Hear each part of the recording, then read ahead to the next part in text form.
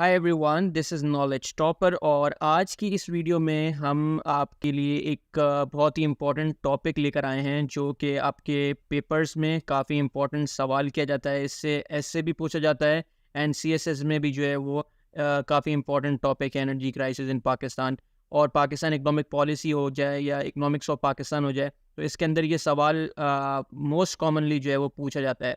तो आज हम इसके बारे में डिस्कस करने वाले हैं जो कि है जी एनर्जी क्राइसिस इन पाकिस्तान। कुछ प्रॉब्लम्स हैं, कुछ सॉल्यूशन है इसके अंदर। मैंने जो है वो ये नोट्स बनाए हैं, तो आप जो है वो इसकी मदद से जो है वो अपनी प्रिपरेशन कर सकते हैं। ठीक है जी। अच्छा, इसके अंदर हम जो सवाल जो मैंने बनाए हैं और उसके जो सॉल्यूशन मैंने रखा है, तो पहले वो रीड कर लेते हैं सवाल। उसके बाद फिर मैं आपको step by step her point को बड़ी आसानी से समझाऊंगा और फिर हम सॉल्यूशन भी देखेंगे कि शॉर्ट टर्म सॉल्यूशन क्या है और लॉन्ग टर्म सॉल्यूशन क्या है। ठीक है ना।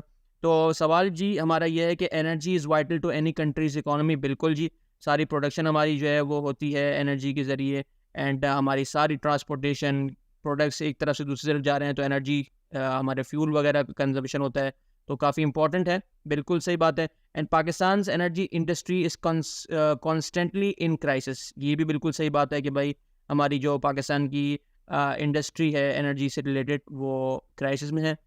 क्या वजूहत हैं? Discuss the problems and challenges that Pakistan energy sector is experiencing. Discuss the government's action in the energy industry as well.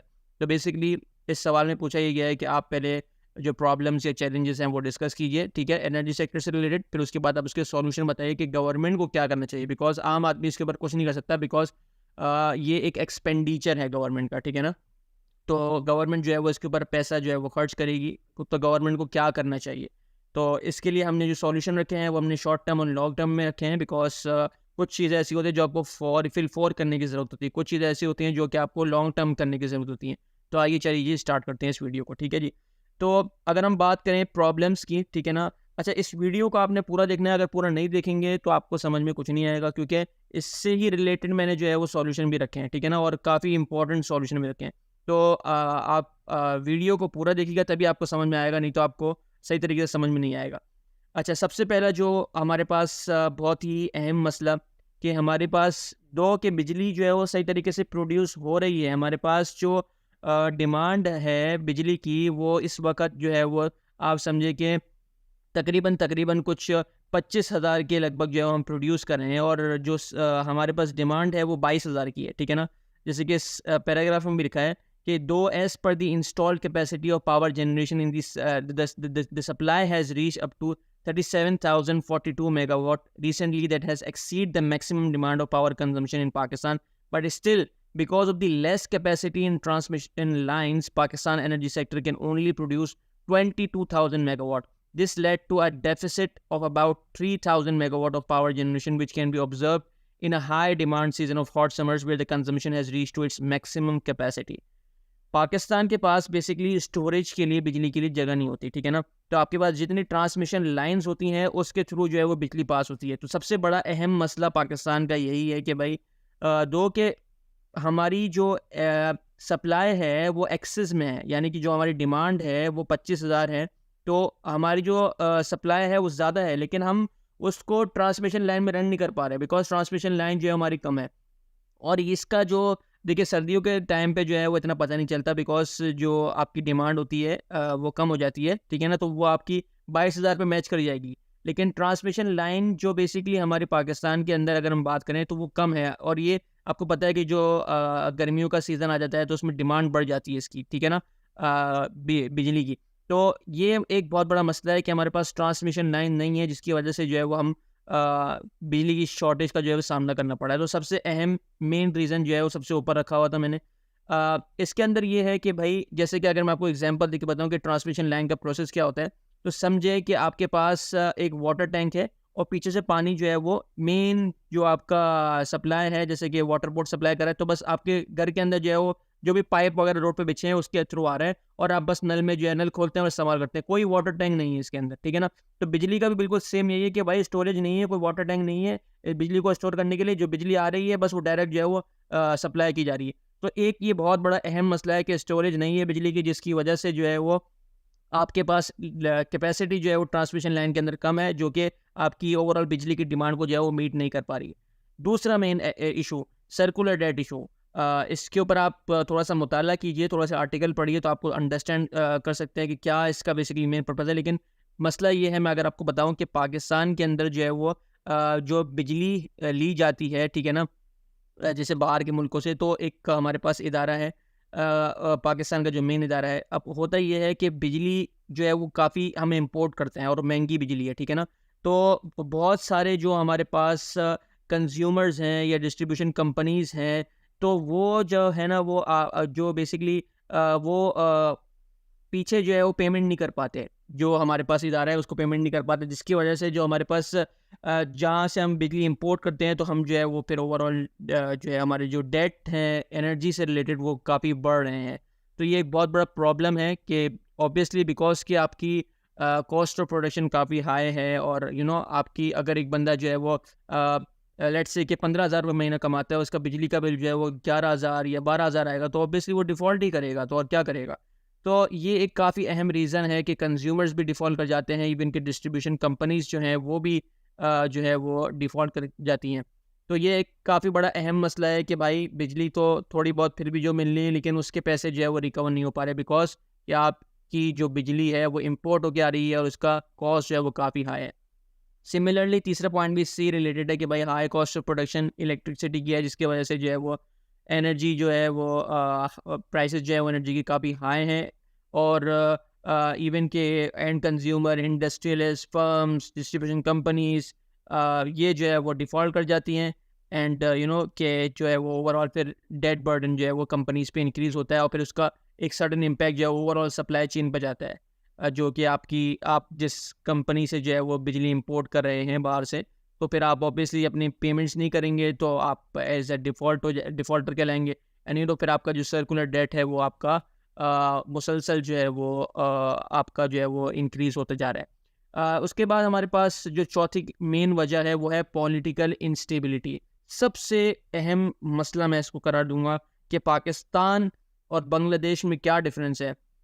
उनकी प्रोडक्शन इतनी इंक्रीज़ हुई हुई है, वो इतनी तरक्की बांग्लादेश से की है, उनके पास बिजली है। अच्छा, मैं आपको एक एग्जांपल के थ्रू समझाता हूँ इसका, कि लेट्स से कि फ़र्ज़ करें कि मुझे जो है वो पाकिस्तान के अंदर मैन्युफैक्चरिंग हो रही है, बिकॉज़ पूरा का पूरा मैन्युफैक्चरिंग जो सेक्टर है हमारा, पूरा का पूरा जो हमारा क्या कहते हैं आपको एग्रीकल्चर सेक्टर है, वो सब बिजली पे डिपेंडेंट है। बिजली नहीं होगी कुछ नहीं चलेगा। ऑब्वियसली आप पानी क्या सप्लाई करेंगे, आपको अगर आपके डैम नहीं चलेंगे तो आपकी मैन्युफैक्चरिंग की इंडस्ट्री की आपके जो प्लांट्स हैं वो कैसे चलेंगे अगर बिजली नहीं होगी तो। ऑब्वियसली जब आपके पास 12 घंटे बिजली होगी, 12 घंटे अगर बिजली नहीं होगी, तो आपका आउटपुट जो है वो इंडस्ट्री का डिक्रीज़ हो जाएगा। अगर मेरे लेबर जो है वो फिर ऐसी फालतू बैठी रहेगी, तो जब बेसिकली मशीनरीज़ को रन करने के लिए, प्लांट को रन करने के लिए आपको बिजली चाहिए होती है। अब हुआ क्या सीन ये है कि पाकिस्तान में बिकॉज़ के एक तो हमारे पास खुद से हम इम्पोर्ट नहीं कर रहे हैं बिजली, हम जो है वो खुद से प्रोड्यूस नहीं कर रहे हैं, इम्पोर्ट करे जा रहे हैं, जिसकी वजह से जो कॉस्ट ऑफ इम्पोर्टिंग एनर्जी है वो काफ़ी हाई है, ठीक है ना। तो आप इसका इम्पैक्ट जो है वो 12 घंटे बिजली दे रहे हैं और 12 घंटे जो है वो बिल्कुल भी नहीं दे रहे हैं। उस 12 घंटे में जो है वो एक तो आउटपुट डिक्रीज़ हो गया, ऊपर से जो 12 घंटे मिल रही है उस पर भी बिजली बहुत महंगी हो गई। अब अगर फ़र्ज़ करें कि मैं एक बाल्टी जो है वो एक जो बकेट होती है नहाने वाली, अगर मैं वो बना रहा हूँ पाकिस्तान के अंदर, तो वो अगर मुझे जो है वो लेट्स से कि एक दिन में वो इस पर एक पर्टिकुलर प्लांट से जो है वो 5,000 बाल्टी निकलनी चाहिए थी। अब वो बिकॉज़ 12 घंटे बिजली मिल रही है, तो 2,500 जो है वो आउटपुट निकल रहा है मेरा, और मेरी लेबर भी फालतू बैठी है, ठीक है ना। एक तो मुझे यहाँ नुकसान हो गया, उसकी वजह से मेरी कॉस्ट जो है वो लेबर कॉस्ट की है उसके अंदर इन्वॉल्व हो जाएगी। बजाय इसके कि 5,000 में लेबर कॉस्ट इन्वॉल्व हो रही थी, अब वो 2,500 में इन्वॉल्व हो जाएगी, तो और ज़्यादा कॉस्ट हो जाएगी। दूसरा कि जो 12 घंटे बिजली मिल रही है उसकी कॉस्ट उससे ज़्यादा हाई मिल रही है मुझे। तो ओवरऑल जो मेरा कॉस्ट ऑफ प्रोडक्शन एंड जो मेरा प्रोडक्ट निकलेगा उसकी कॉस्ट इतनी हाई होगी कि अगर मैं उसको बाहर एक्सपोर्ट करना चाहूँ, लेट्स से कि यूनाइटेड स्टेट्स डिमांड करता है कि आप मुझे जो है वो एक्सपोर्ट करो, तो अगर आप एक्सपोर्ट करना चाहो यूनाइटेड स्टेट्स को, तो वो इतनी महंगी पड़ेगी कि यूनाइटेड स्टेट जो है वो अब देखिए इंडिया, पाकिस्तान, आपका बांग्लादेश ये और चाइना, ये 4 ऐसे ममालिक हैं जो कि मुख्तलिफ नहीं है, बिल्कुल सेम सिमिलैरिटीज़ इनके अंदर सेम है। एग्रीकल्चर से रिलेटेड एक्टिविटीज़ इनकी ज़्यादा अहम होती हैं, एंड जो प्रोडक्शन से रिलेटेड कॉटन वगैरह होगी, ये सब चीज़ें जो हैं वो ये अच्छे से तैयार करते हैं। तो अब देखें कि आपके पास बांग्लादेश है, उसके पास सारी फैसिलिटीज़ मौजूद हैं। वो उसकी जो कॉस्ट ऑफ प्रोडक्शन उस पर्टिकुलर बाल्टी की या बकेट की होगी, वो कम होगी पाकिस्तान से। लेट्स से कि पाकिस्तान का एंड प्रोडक्ट तैयार होकर आता है 70 रुपये में, जबकि बांग्लादेश वही प्रोडक्ट आपको उससे अच्छी क्वालिटी का 50 रुपये में तैयार करके देगा। तो ऑब्वियसली यूनाइटेड स्टेट्स वाला किसको अपना टेन्योर देगा, बोलेगा भाई कॉन्टैक्ट किसके साथ करेगा, बोलेगा भाई मैं बांग्लादेश से उठाऊंगा, इसकी क्वालिटी भी अच्छी है और पैसा भी कम है। तो ये एक बहुत बड़ा अहम मसला है, और ये अहम मसले की वजह है पॉलिटिकल इंस्टेबिलिटी। हर हुकूमत आती है, बोलती है हम बिजली को हल करेंगे, बिजली को हल करेंगे। वो क्या करती है, शॉर्ट टर्म जो है वो प्लान करती है, इंपोर्ट करती है किसी तरीके से मुल्क को चलाने के लिए, और फिर उसके बाद इतना डेट इकट्ठा करके चली जाती है कि जो आगे वाली हुकूमत होती है फिर उसको दोबारा वही सोचना पड़ता है, क्योंकि हुकूमत का टाइम जो है वो 5 साल का है। उसके अंदर भी उसके इतने जो अपोजिशंस होती हैं और फिर उनके अपने मसाइल होते हैं दूसरी चीज़ों के अंदर, फिर वो करप्शन भी इतनी इन्वॉल्व है कि तो ये सारे फैक्टर्स मिलके जो है वो एक इंस्टेबिलिटी क्रिएट करते हैं, जिसकी वजह से कोई भी हुकूमत जो है वो लॉन्ग टर्म प्लान करके नहीं गई एनर्जी सेक्टर के ऊपर, जिसकी वजह से ओवरऑल जो है वो काफ़ी मतलब शॉर्ट टर्म पे तो आपका सर्वाइव होता हो रहा है, लेकिन ये मुस्तकिल हल नहीं है। आपके पास ये एक हुकूमत चली आती है, फिर दूसरी हुकूमत जो इनका पर्टिकुलर एरिया होता है, जैसे कि अगर कोई फ़र्ज़ करें कि कोई PMLN वाले हैं तो उनका ज़्यादातर फोकस जो है वो पंजाब पे होता है, पीपल्स पार्टी वाले हैं उनका ज़्यादातर फोकस सिंध पे होता है। तो बेसिकली ये मसला डिफरेंट डिफरेंट पॉलिटिकल पार्टीज़ हैं वो ज़्यादातर फिर अपनी जो उनके जगह है जहाँ उनका फेवर आता है वहाँ पे जो है वो फिर अपना किरदार अदा करती हैं, ठीक है ना। तो एक बहुत बड़ा फैक्टर ये है कि आपकी मैनेजमेंट भी जैसे तरीके से जो है वो परफॉर्म नहीं हो पाती, और पॉलिटिकल इंस्टेबिलिटी की वजह से जो है वो आपकी लॉन्ग टर्म बिजली जो है वो काफ़ी मुतासिर है, ठीक है ना। आपको कोई एक लॉन्ग टर्म प्रोजेक्ट नहीं मिला जिससे आप ओवरऑल कह सकें यार हाँ यार कि मैं 2030 में जाकर के पाकिस्तान जो है वो बिजली से आज़ाद हो जाएगा, मतलब बिजली के क्राइसिस से आज़ाद हो जाएगा। तो ऐसा कोई अभी तक कोई हल नहीं है, ठीक है ना। उसके बाद अगर हम बात करें हाई कॉस्ट ऑफ प्रोडक्शन, जैसे कि मैंने आपको बताया कि अभी लेट्स से कि कि पाकिस्तान के अंदर जो बिजली की पैदावार है, यानी कि जो रिसोर्सेज हैं वो हम इस्तेमाल नहीं कर पा रहे सही तरीके से, और जो टॉप मोस्ट रिसोर्सेज है ना वो उसमें नेचुरल गैस सबसे पहले नंबर पे है, हाइड्रो इलेक्ट्रिक प्लांट्स हैं, फर्नेस ऑयल है, कोल है, सबसे इम्पोर्टेंट कोल, जो कि हम बिल्कुल भी सही तरीके से यूज़ नहीं कर पा रहे, न्यूक्लियर और रिन्यूएबल रिसोर्सेज जिसमें सोलर और विंड हमारे पास आ जाते हैं। एंड उसके बाद बेसिकली ये सारे जो हैं वो ऐसे रिसोर्स हैं जो कि पाकिस्तान के अंदर मौजूद है, लेकिन हम पता नहीं क्यों किस करप्शन की वजह से या किस दूसरे फैक्टर्स की वजह से या कुछ लोग ऐसे हैं जो कि नहीं चाह रहे कि मुल्क तरक्की करे, तो उसकी वजह से जो है वो ये अपने जो रिसोर्सेज हैं मुल्क के अंदर वो इस्तेमाल नहीं करते, और जो बाहर के जो बेसिकली इंपोर्ट करते हैं बाहर से बिजली, उसके अंदर फिर इनका करप्शन का एलिमेंट भी आ जाता है। अगर एक यूनिट जो है वो इनको वहाँ से लेट्स से कि 5 रुपये का पड़ रहा है तो यहाँ पे वो 7 रुपये का शो करेंगे, 2 रुपये उनकी जेब में जाएंगे। तो बेसिकली ये ऐसा है कि इनका खुद का एक एलिमेंट है इसके अंदर, इनके खुद का प्रॉफिट है, जिसकी वजह से जो है वो ये नहीं चाहते कि यार पाकिस्तान जो है वो तरक्की करे। तो ये सारी सिचुएशन मैंने जो इम्पोर्टेंट जो पॉइंट थे वो मैंने आपको डिस्कस कर दिए, ठीक है ना। अब जो सॉल्यूशन है वो मैं आपको बताता हूँ कि सॉल्यूशंस जो है वो क्या रखे गए हैं इसके अंदर। शॉर्ट टर्म सॉल्यूशन सबसे पहले जो कि ऊपर था कि भाई एक तो ट्रांसमिशन लाइन्स का मसला है, तो भाई स्टोरेज बना दो थोड़ा सी, ट्रांसमिशन लाइन अगर स्टोरेज नहीं बना तो ट्रांसमिशन लाइन को इंक्रीज़ कर दो, जिसकी वजह से एटलीस्ट जो मैचिंग है जो हमारे पास बिजली जो है वो बन रही है ना, ठीक है ना, हम उसको सप्लाई में नहीं डाल पा रहे हैं, हम लोगों के इस्तेमाल में नहीं ला पा रहे हैं, एक्सेस ज़ाया हो रहा है। तो आपको सबसे पहले तो ट्रांसमिशन लाइन्स पे काम करना चाहिए, और रह कितनी गई है, सिर्फ 3000 की डिमांड। मैं कहता हूँ अगर 5000 भी करे तो 2000 फिर भी एक्सेस में रहेगी, इन केस कि अगर बाद में पॉपुलेशन भी इंक्रीज़ होती है तो ऑब्वियसली आपको फिर इन चीज़ों का सामना नहीं करना पड़ेगा, ठीक है ना। तो एक ये चीज़ एक काफ़ी अहम हो गई है। दूसरा ये है कि भाई आपको जो हमारे पास लेट्स से कि जो हमारे पास जो इंडिपेंडेंट पावर प्रोड्यूसर्स हैं जो कि हमारे पास बंद पड़े हुए हैं, तो उनको फिल फॉर तौर पे जो है वो एक्टिव किया जाए, ठीक है ना, उन पे काम किया जाए, because they also are the part of our energy producing producers, आप कह सकते हैं प्लांट्स हैं हमारे, ठीक है ना। तो बेसिकली इनको रीएक्टिव किया जाना चाहिए।